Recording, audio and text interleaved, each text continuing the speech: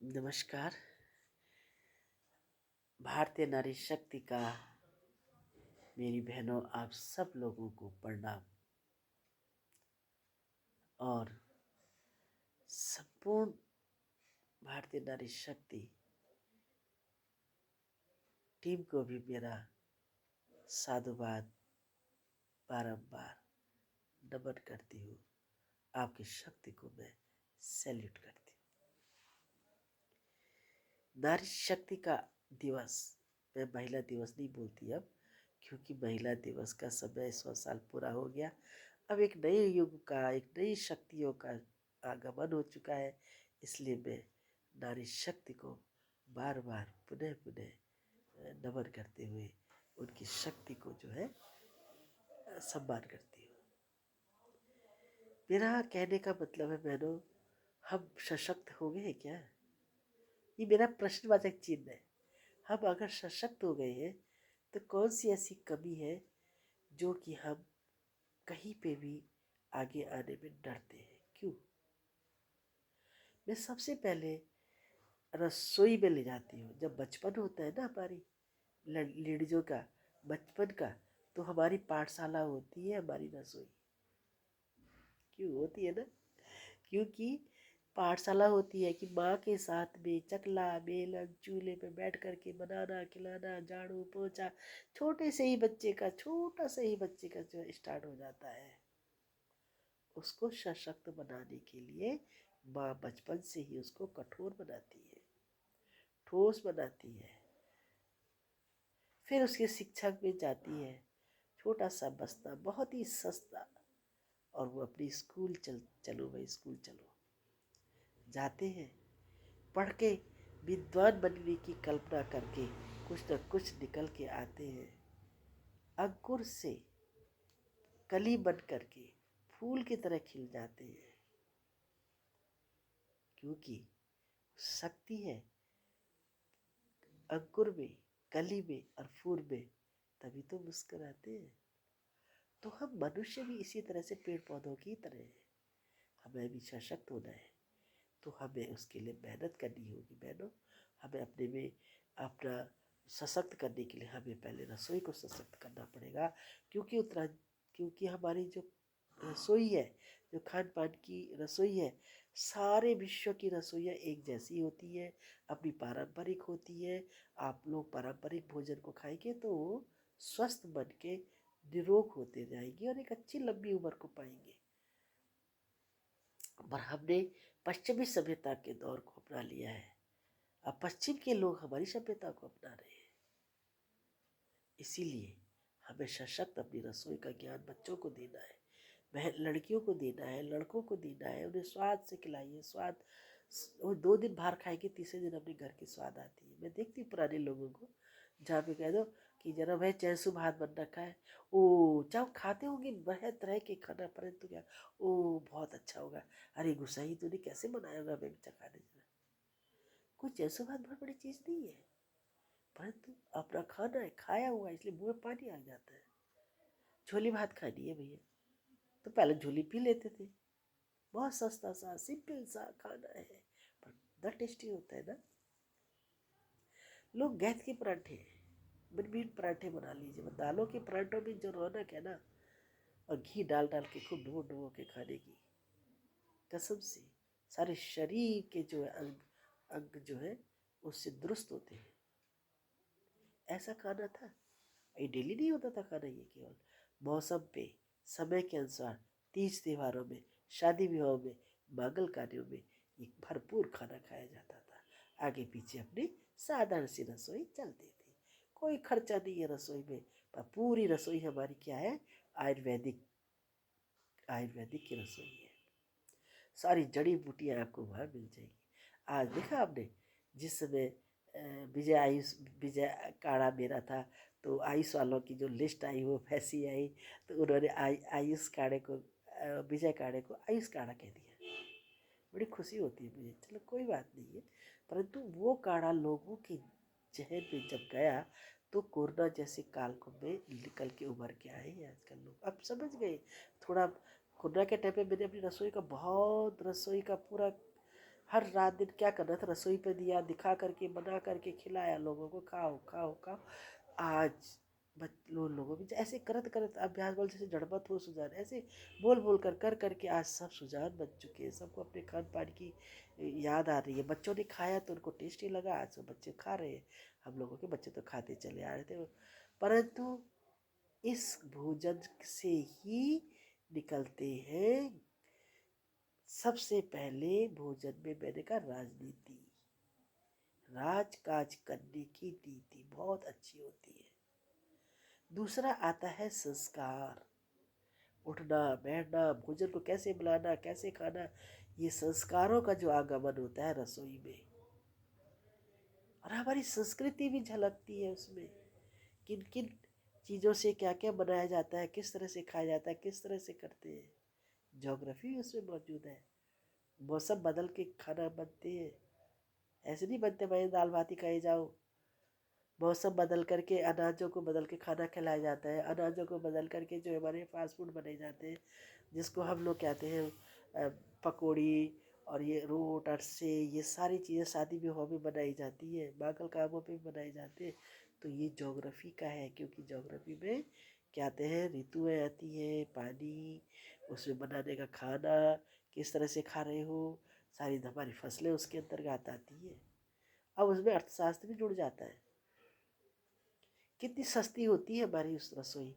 आपने एक, आजकल लोग कहते हैं ग्रेवी गरम गरम खा रहे हैं, दाल खा रहे हैं, हमारे एक मुठ दो मुठ में जो है 600 बन जाता है। गरम ग्रेवी खाओगे, गरम मिजाज के बन जाओगे। जो लोग आज गरम गरम खा रहे हैं वो गरम मिजाज के हो जा रहे हैं। तभी तो क्या कर रहे हैं, किसी को दर्द पीड़ा नहीं, ठोक देते हैं, मार देते हैं, लड़ाई झगड़े उग्र बनते हैं ना।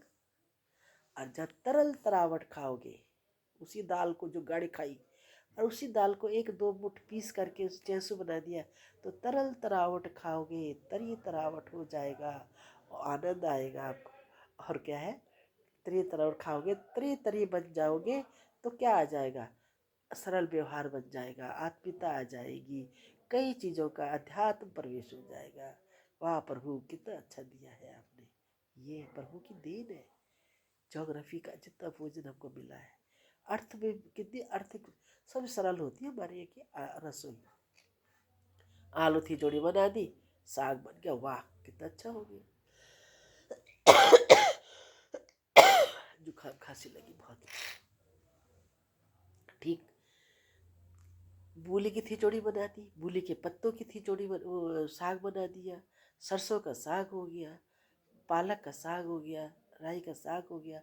तरल तरल होता है खाने में, हर चीज़ का अच्छा भोजन प्राप्त है। झगोरा हमारे मेरा था जो उद्देश्य था आज 45 साल पहले मेरा, कि जब मैं आई थी गाँव में देखा तो गरीबों का भोजन माना जा रहा था। अरे ये नहीं खाते, ये खाते बड़ा उठ। तो मैंने कहा इस गरीबों के भोजन को अमीरों की टेबल तक पहुंचाना मेरा उद्देश्य बन गया था, और वो मैंने पूरा किया आज की डेट में। भले हमने इसके लिए प्रचार प्रसार भी किया, खूब किया, परंतु वो नहीं किया ना, चापलूसी नहीं करी लोगों की। अपना जितना करा हमने, सूरजकुंड मेले से लेकर के प्रगति मैदान तक, दिल्ली हाट तक, और पहाड़ के जितने भी हमारे मेले त्यौहार होते थे सांस्कृतिक राष्ट्रीय स्तर के, सब में पहुंचाया। पर क्या हुआ, आज उसका सब दिख रहा है। यही मेरी प्रगति थी, यही मेरा दादी का नानी का सपना था, यही मेरी माँ ने मेरे को सहयोग करती है, अभी भी कर रही है मेरा, ये उनकी देन है। सच बताऊँ तो कोई नहीं पहुंचा था इन चीज़ों को लेकर के आगे।